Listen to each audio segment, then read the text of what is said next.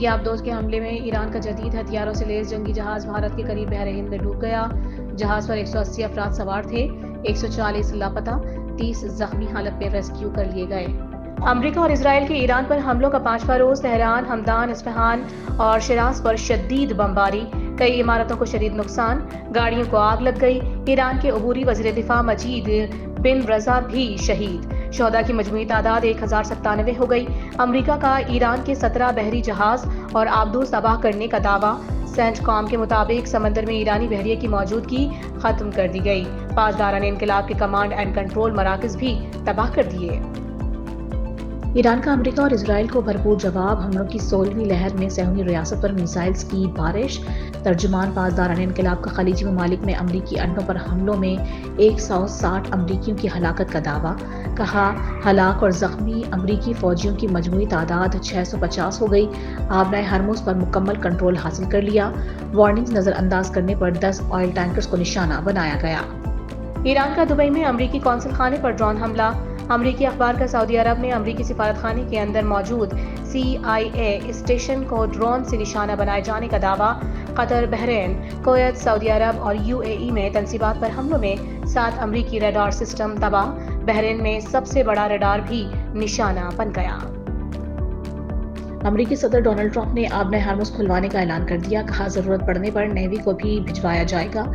فوجی مہم تقریباً 4 ہفتے جاری رکھنے کا امکان ظاہر، ٹرمپ نے اپنے ہی وزیر خارجہ کے دعوے کی تردید کر دی، ایران پر حملے کی پوری ذمہ داری خود لے لی، بولے اسرائیل کی امریکہ کو جنگ میں دھکیلنے کا تاثر درست نہیں، ایران بات چیت کرنا چاہتا ہے لیکن بہت دیر ہو گئی۔ آیت اللہ خامنہ ای کے صاحبزادے مجتبیٰ خامنہ ای ایران کے نئے سپریم لیڈر منتخب، میڈیا رپورٹس کے مطابق ایران کی 88 رکنی علماء دین اور فقہا پر مشتمل مجلس خبرگان رہبری نے توثیق کر دی، آیت اللہ خامنہ ای کو مشہد میں سپرد خاک کیا جائے گا۔ آیت اللہ خامنہ ای کے بعد ان کے ہر جانشین کو نشانہ بنائیں گے، اسرائیلی وزیر دفاع کی ٹھٹائی سے دھمکی، سوشل میڈیا پر پیغام میں کہا آیت اللہ خامنہ ای کی جانشین کو نشانہ بنانے کے لیے اسرائیلی وزیر اعظم اور انہوں نے فوج کو تیار رہنے کی ہدایت کر دی ہے۔ امریکی سینیٹرز اور ارکان کانگریس کا ایران پر امریکی حملے پر سخت تحفظات کا اظہار، سینیٹر چک شومر نے ٹرمپ انتظامیہ کی جواز کو مبہم اور غیر واضح قرار دے دیا، سینیٹر الزبتھ وارن نے ٹرمپ انتظامیہ کی منصوبہ بندی پر سوالات اٹھا دیے، ڈیموکریٹک سینیٹر رچرڈ بلومینتھل بولے امکان ہے امریکہ زمینی فوج بھی ایران بھیجنے والا ہے۔ ایران اور خلیجی ممالک کے درمیان کشیدگی میں کمی پاکستان کی اولین ترجیح ہے، وزیر اعظم ہاؤس میں ان کیمرہ اجلاس میں صورتحال پر بریفنگ، پارلیمانی جماعتوں کے رہنما بلاول بھٹو، مولانا فضل الرحمان اور دیگر قیادت بھی شریک، شرکاء نے پاکستان کی جانب سے سفارتی کوششوں کو سراہا، موجودہ حالات میں ملی اتحاد، اتفاق و یگانگت کی ضرورت پر زور، پانی PTI سے ملاقات نہ ہونے پر اپوزیشن کا بائیکاٹ۔ امریکہ نے سیکیورٹی خدشات کی بنا پر لاہور اور کراچی کی قونصل خانوں سے اپنے غیر ہنگامی سفارتی عملے کو واپس بلانے کی ہدایت کر دی۔ امریکی سفارت خانے کی اعلامیہ میں کہا گیا ہے کہ اسلام آباد میں امریکی سفارت خانے کی موجودہ حیثیت میں کوئی تبدیلی نہیں کی گئی۔ قطر ایئر ویز کا فلائٹ آپریشن 6 مارچ تک معطل رکھنے کا اعلان، قطری فضائی حدود کی بندش کی وجہ سے قطر ایئر ویز کا فلائٹ آپریشن 28 فروری سے معطل ہے۔ سعودی عرب کا خطے کی صورتحال اور تیل سپلائی پر ہنگامی ضرورت کے پیش نظر پاکستان سے بھرپور تعاون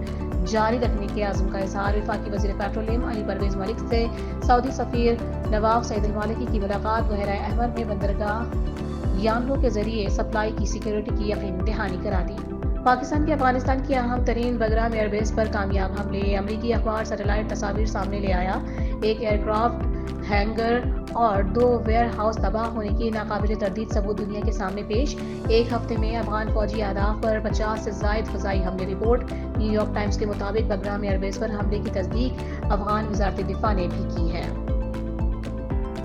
افغان جارحیت کے جواب میں افواج پاکستان کا آپریشن غضب الحق کامیابی سے جاری، طورخم کے نزدیک افغان طالبان اور فتنۃ الخوارج کی دراندازی کی کوشش ناکام، افغان طالبان سرغنہ قہرمان ساتھیوں سمیت ہلاک، چمن سیکٹر میں ایک افغان طالبان دہشت گرد ہلاک، 3 زخمی حالت میں گرفتار۔ برطانیہ نے افغانستان سمیت 4 ممالک پر ویزا پابندی عائد کرنے کا اعلان کر دیا، برطانوی وزیر داخلہ نے افغانستان، کیمرون، میانمار اور سوڈان کے لیے اسٹڈی ویزے بند کر دیے، افغان شہریوں کے لیے ورک ویزے بھی ختم، نئی پابندیاں 26 مارچ 2026 سے نافذ العمل ہوں گی۔ ملک بھر میں ہندو برادری کا مذہبی تہوار ہولی، وزیر اعظم شہباز شریف کی ہندو برادری کو ہولی کی مبارکباد. کہا ہولی کا تہوار خوشنما رنگوں کے امتزاج سے معاشرتی ہم آہنگی اور بھائی چارے کی عکاسی کرتا ہے. ہولی کی روایت پاکستان کی ثقافتی تنوع کا مظہر ہے اور یہ تہوار محبت، رواداری اور یکجہتی کا پیغام دیتا ہے. پاکستان کرکٹ ٹیم کے سابق کپتان سرفراز احمد کو قومی ٹیسٹ کرکٹ ٹیم کا ہیڈ کوچ بنائے جانے کا امکان. ذرائع کے مطابق وہ پاکستان کی بنگلہ دیش کے ساتھ ٹیسٹ سیریز میں ذمہ داریوں کا آغاز کریں گے. پاکستانی ٹیم میں مئی میں بنگلہ دیش کے خلاف 2 ٹیسٹ میچز کی سیریز کھیلے گی.